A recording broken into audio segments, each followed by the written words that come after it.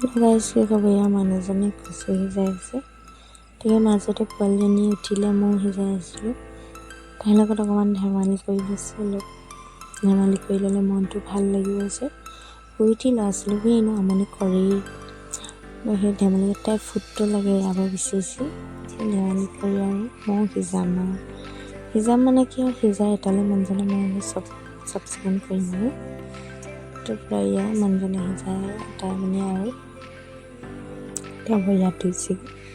পোৱালীজনী মই ধেমালি কৰিছোঁ। তাৰপৰা তেওঁ পোৱালীজনী ল'ব আৰু মই আকৌ মানে এইবোৰ চাফা কৰি ল'ম দেই। পোৱালীজনী চোন কান্দিছে। তাৰপৰা আকৌ গধূলি সময়ত আহিলোঁ ইয়াৰ ভাইহঁতৰ ঘৰলৈ। এনেই দুটা ভাইটিহঁতে মানে এনেই হেৰি কৰে, মই এনেই অকণমান তামোচা বুলি লাগিছিলোঁ। গতিকে ভণ্টিহঁতকে ভিডিঅ' এটা কৰি দিছোঁ আৰু ভিডিঅ'টো এনেই লগাই দিছোঁ আৰু তাতে দিনটো কি কৰিব।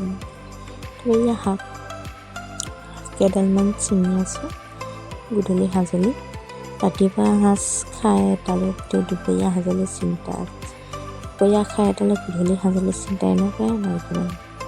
তাকে গধূলি সময়ত ৰুটিও খাব পাৰে, জোখ থাকে নহয়। সেইবিলাকে পটাপট ছিঙি দিছোঁ। কিবা ধেৰ নালাগে বাৰু, তিতা শাক মই ভাল পাওঁ দেই খাই। কোনে কোনে ভাল পায় জনাব। Bye bye.